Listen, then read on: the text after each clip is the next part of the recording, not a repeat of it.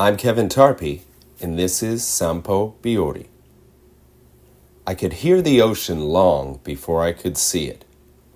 Walking down the slope from Machi Station, houses blocked the sea view, but the surf's rhythmic pounding gradually grew louder. I had come to Kotaga Beach to experience the singing sands I kept hearing about, and hopefully get cooled by a sea breeze. Instead of heading directly to the beach, I followed the road west first for a taste of history. A short walk along the coast lies Tomogaura. This narrow cove served as the port for transporting silver from Iwami Ginzan in the first half of the 16th century. Protruding mooring devices carved out of the stone were used to anchor the ships carrying the precious silver. Like Okidomari, the port in Yunotsu that eventually replaced it, these devices can still be seen along the shore. Nowadays, fishing is the primary industry for the residents living in the houses along the narrow streets. The heavy winds that occasionally blow through the cove led to the development of a unique architectural feature that utilizes an extra wall to protect the entrances of the homes. One of the buildings, Tomokan, is a renovated Taisho-era home open to the public.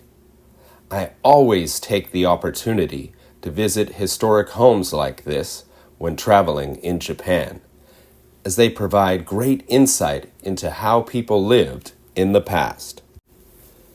Walking back along the coast to Kotaga Beach, I couldn't help but think about my childhood in Boston. The neighborhood where I grew up had miles of sandy beaches, and my mother always enjoyed going to the shore.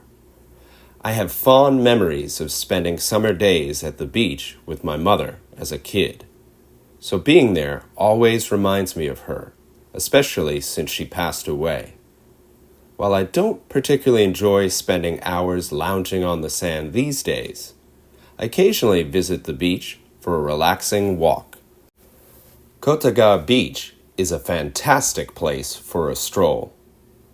As I approached the sand, I was struck by how clean it was, a common sight in Japan thanks to the hard work of volunteers.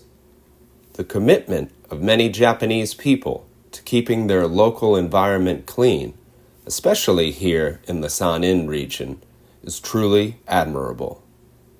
Since the beach is famous, I didn't expect to see much wildlife. I did spot some crabs on the sandbanks of an inlet, but they quickly retreated into their holes whenever I tried to take a picture. A large flock of seagulls occasionally flew by, moving away from the scattered groups of people enjoying the beach. The sand squeaked with every step, making me think someone was following me. I read online that the sand sounds like a harp, but it reminded me of the squeaking noise when I cleaned the windows at home. For most of my walk, a steady wind from the ocean provided some relief from the sun.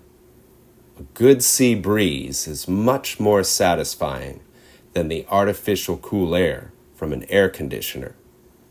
As I waited at the platform for the train home, with the echoes of the breaking waves still in my ears, the wind was blocked by the nearby buildings, so the heat was relentless.